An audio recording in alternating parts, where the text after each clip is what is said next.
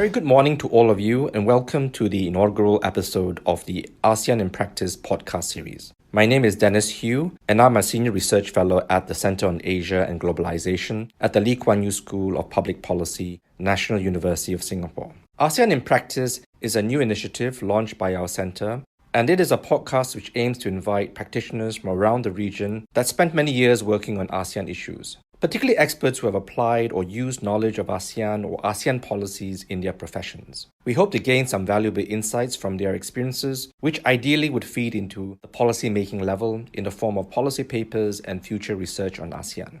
Our guest for today's podcast is Mr. Ruhimat Soerakoesoemah. Friends like me, we call him Ronnie. Ronnie is currently the head of Southeast Asia's subregional office at the United Nations Economic and Social Commission for Asia and the Pacific, ESCAP for short. ESCAP is a UN agency that has its headquarters in Bangkok, Thailand.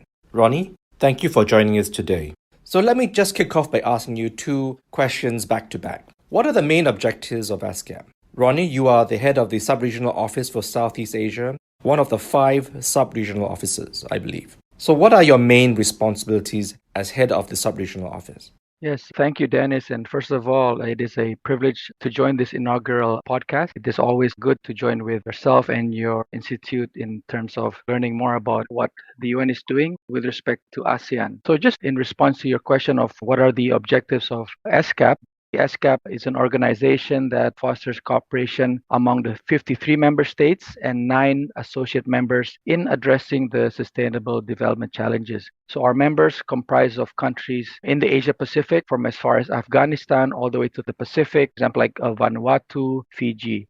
So the regional commission itself, ESCAP, are one of 5 regional commissions. So the head of the UN is based in New York, but we have satellite secretariats in 5 regions besides the Asia Pacific. So the secretariats functions basically to help develop and generate practical knowledge and provide technical assistance and capacity building to these countries that they serve.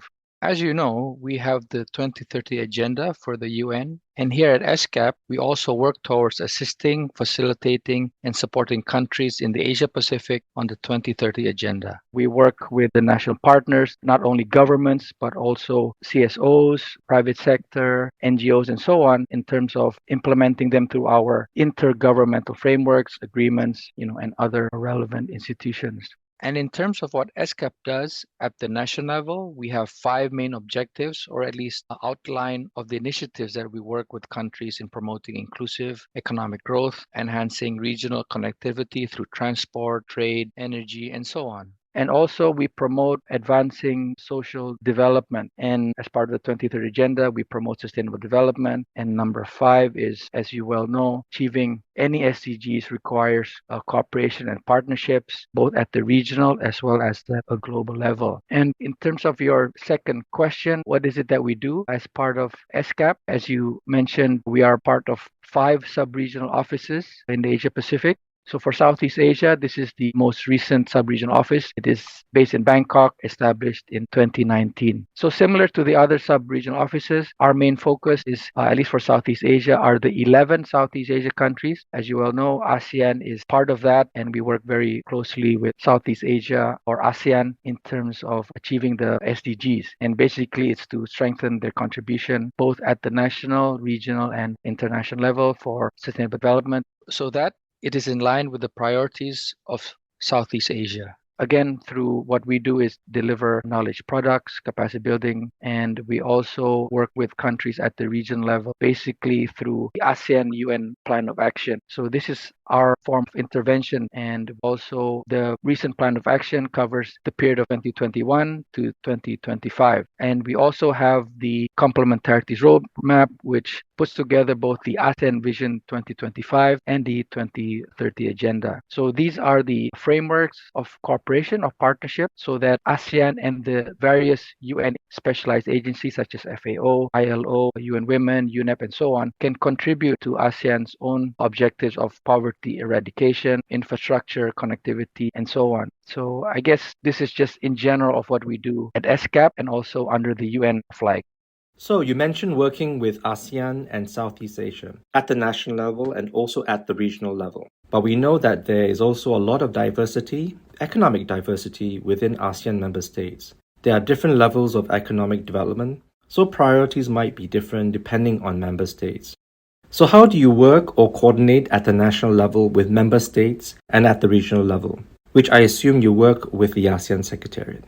Yes, of course. When we talk about regional organizations like ASEAN, it is important to engage them both at the region level through the ASEAN Secretariat and also through their ASEAN sectoral bodies at various levels, such as the leaders, ministers, and at the working level. But at the same time, we want to ensure that there are bilateral cooperation where initiatives at the national and local level, and even at the sub-national level, can take place. Because as you know, Dennis, when we talk about the impact, it's really at the country level that we work with. It is important that these initiatives or its resolutions made at the global level, at the UN level, all translates into initiatives that get transposed into national law, rules, and regulations and have impact at the community level in order for them to better understand the global issues. So, of course, when we work at member states, this is where to diversify or distinguish between the countries themselves. As I mentioned earlier, ASEAN is a very dynamic region, countries of various political, cultural, social structure, economic as well.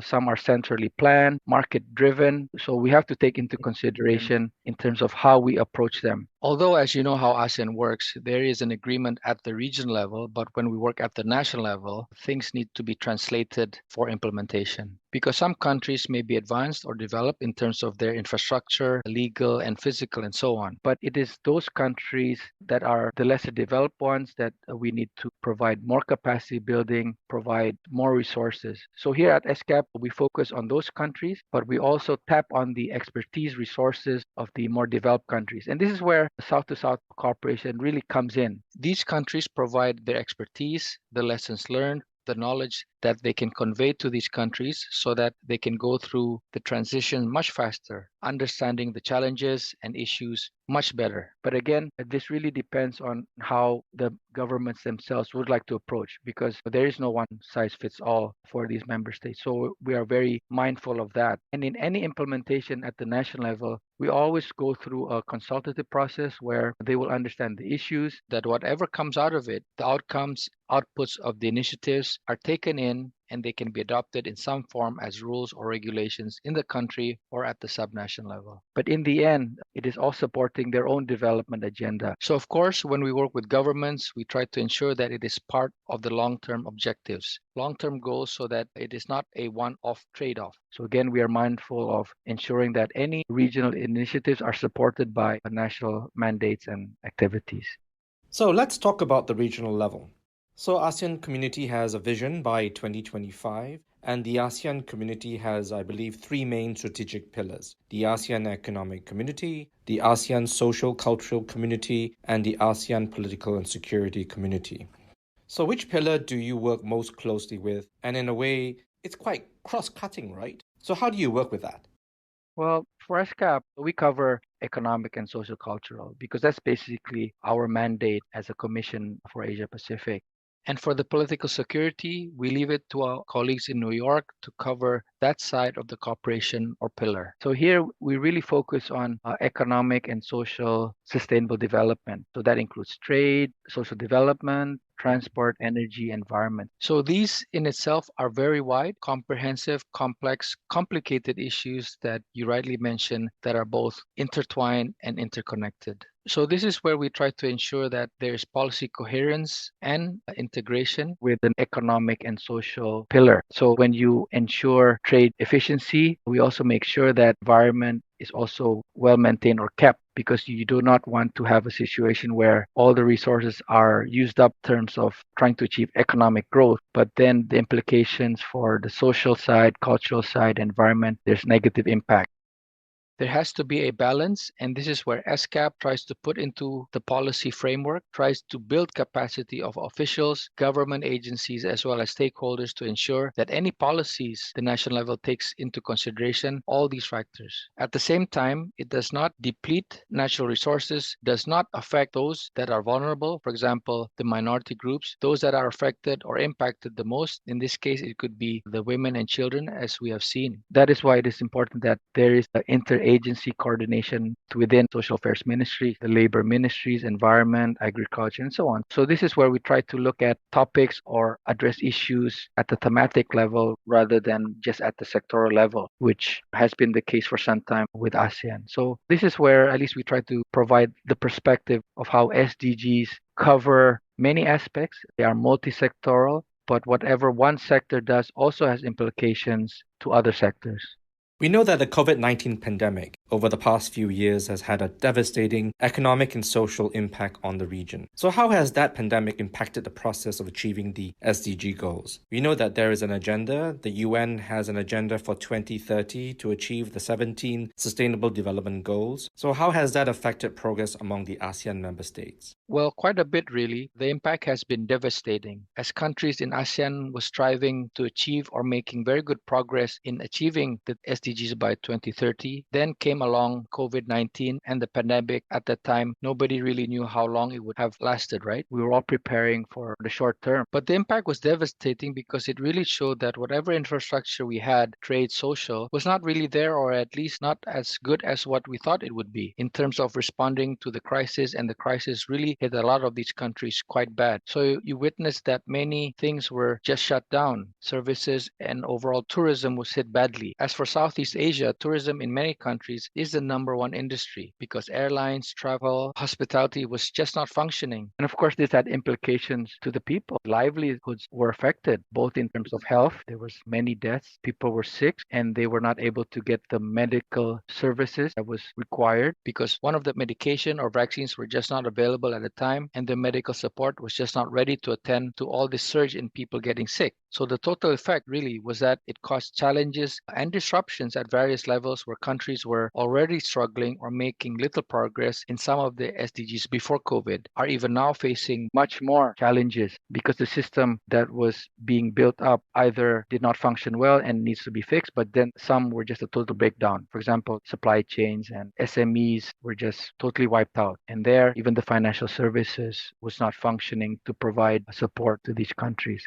So all in all, the COVID affected the economic, both in terms of increasing poverty in the country. It affected the food security, making it food insecurity. The nutritional level of the children in Southeast Asia were affected. So, the pandemic strained a lot of the healthcare systems and resources and very much diverted the attention and resources for long-term development in a way that affected SDG 3 in terms of health and well-being. And also the shutdown affected many of the schooling systems in Southeast Asia, particularly in the rural areas, even more than the urban areas that have access to education. And the quality of education pretty much went down, where you had a shift from person or physical classroom to online. And a lot of the countries did not have the telecommunication infrastructure. And of course, when we talked about those who reacted, gender has always been a concern, even before COVID, where inequalities disproportionately affected women and girls. This is under SDG 5 increased. And this has been a concern, particularly in the lesser developed countries and with respect to climate action and environmental sustainability. Pollution went up, as you can see from the pollution that was caused from, let's say, the delivery of food to the household. So again, marine pollution, environmental conservation, there was a lapse because the resources at the natural level was being affected.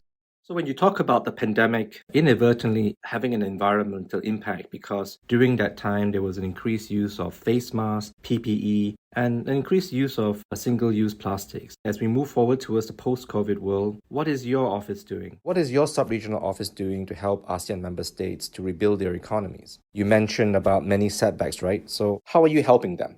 We can say that, the pandemic, at least in terms of the virus, is now well managed. We have vaccines, we have the hospitals, the medical services are up and running. But the impact is still there, Dennis, because the social infrastructure still needs to improve because COVID shown evidence that those that were the most vulnerable or those that did not have the necessary resources somehow all showed up. And these were mainly from the informal sector. So government agencies now have to ensure that all these people system included so that the government who has now taken positive or good response to the COVID pandemic can prepare themselves for the next pandemic, because we never know when that will come. So that is why governments are now building their infrastructure, social infrastructure, and that is what ESCAP is also helping in terms of policies and preparedness. But at the same time, to ensure that these people who are mostly affected are included in the system. So when we talk about health, economic, and even the political impact of COVID cuts across all Southeast Asia. And then we are helping governments to ensure through our various programs,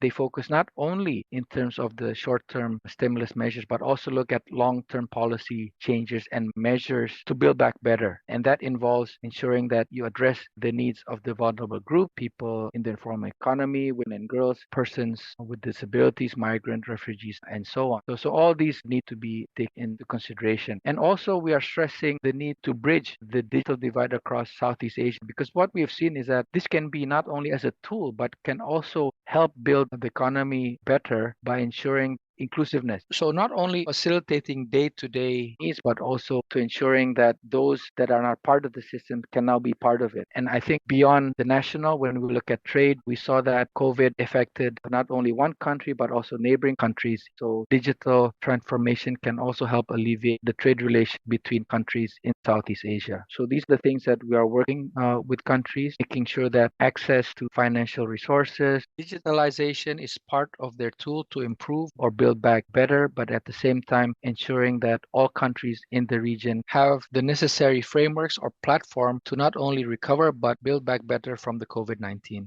I think you're right, Ronnie. And I think when we talk about digital connectivity, in many ways, the pandemic has kind of widened the economic divide and has also widened the digital divide among different member states. There's a lot of work to be done to strengthen digital connectivity. Let's talk about the future, especially about the younger population and the next generation, which are going to be the main beneficiaries of the Sustainable Development Goals by 2030. So what is ESCAP doing as a whole in trying to reach out to the younger generation, as well as other stakeholders? That's a very interesting question, Dennis, because a lot of the times about ASEAN, we talk about officials, we talk about chambers of commerce, private sector, businesses, even SMEs. But another important stakeholder in all this is really, focusing on the youth. And that involves not only youth organizations, but also working with universities who are trying to better understand how to cope with pandemics like COVID, how to deal with climate change and all these global issues, and how they can participate, being active, to have their own agenda for the future. So that is where SCAP has many youth platforms or youth forums to encourage youth to participate in the 2030 agenda. So even in Southeast Asia, we work with many universities here in Southeast Asia to better understand SDGs, because their involvement, their participation is very important, because it is they who will decide the direction that will be taken beyond 2030, beyond 2050. So we need to prepare them by not only informing them, building their understanding of what SDGs is, but also involving them at least in how the policy making works.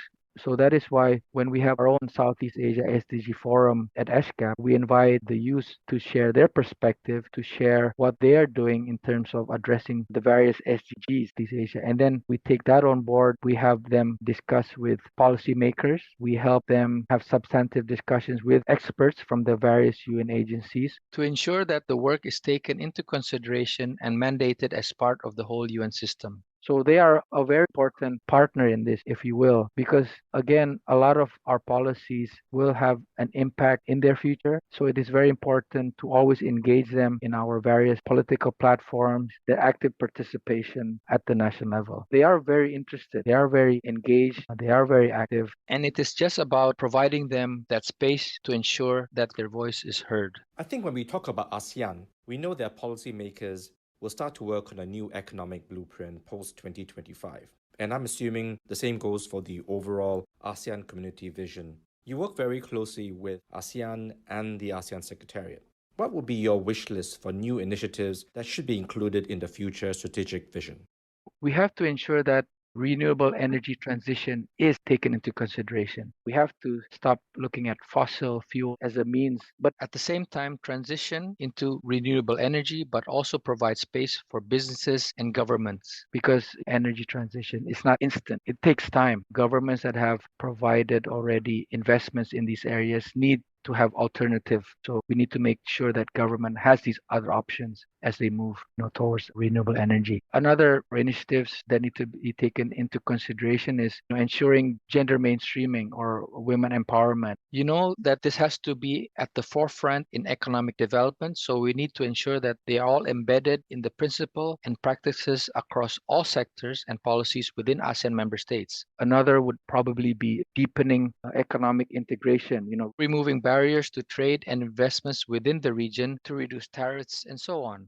That has been ongoing, but has to be part of the listing. Another would perhaps be enhancing connectivity, both physical, digital infrastructure to facilitate trade, investment, movement, people, services, and so on. So that has to be part of it. We mentioned connectivity related to the digital transformation. We have to promote and innovate the digital economy itself, because that not only fostering innovation but also promoting inclusivity. Another would be first and foremost supporting sustainable development, making sure that you integrate sustainable development principles into economic policies and initiatives. And that means including promoting green and inclusive growth, supporting clean and renewable energy. Another that we saw from the COVID is it affected SMSE. So we need to strengthen SMEs and their entrepreneurship, because as you know, SMEs are the backbone of ASEAN economy. In some countries, it's high as 80%, but then they also provide the very foundation for a lot of the livelihoods of people and community in Southeast Asia. So we need to strengthen their capacity. And by that, I mean providing finance, promoting entrepreneurship, technology transfers, and so on. And I think one last list that should be included again is strengthening regional cooperation and partnership. That is a very important element, because in ASEAN, it is one of the most successful regional grouping or bloc. And even countries or groupings within ESCAP's own subregions are looking to ASEAN as a model for how economic trade cooperation could be. And this is due to the leadership of ASEAN themselves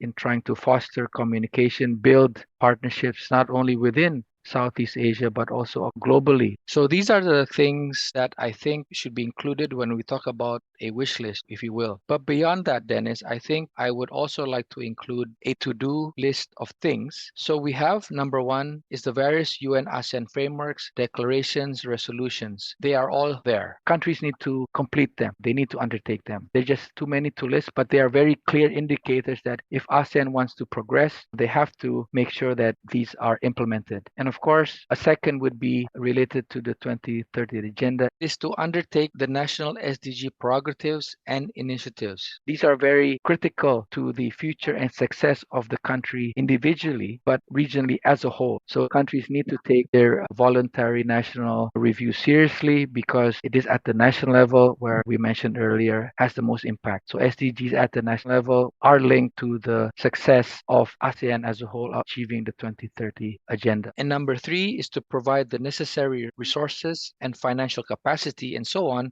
to these UN frameworks, ASEAN framework, and to address the SDG prerogatives. We believe that there are resources, but again, it is up to the political will to ensure that they are implemented. And ASEAN is well on its way to have or to develop a post-2025 agenda that will have far more success than the Vision 2025 that it has completed. But again, it's up to the political will to ensure that they are implemented. And to me, as part of this to-do list, these are all doable, Dennis. It's just a matter of setting the priorities there at the national level, at the region level. And ASEAN is well on its way to have or to develop a post-2025 agenda that will have far more success than the Vision 2025 that it has completed. Thank you so much, Ronnie, for taking the time today to speak with us and for you to also highlight not just the wish list, but also the to-do list to support ASEAN to achieve its goals by 2025 and beyond 2025. As a final word, I think from this podcast session, we have certainly learned a lot on ESCAP's role in ASEAN, how the institution continuously supports the development of the ASEAN community, both at the national level and also at the regional level. We also learn at how some external events like the COVID-19 pandemic have impacted the ASEAN region and the importance of working with different stakeholders towards achieving the Sustainable Development Goals. Thank you again for taking part in the first podcast episode, and I hope that all of you will look forward to the coming episodes ahead.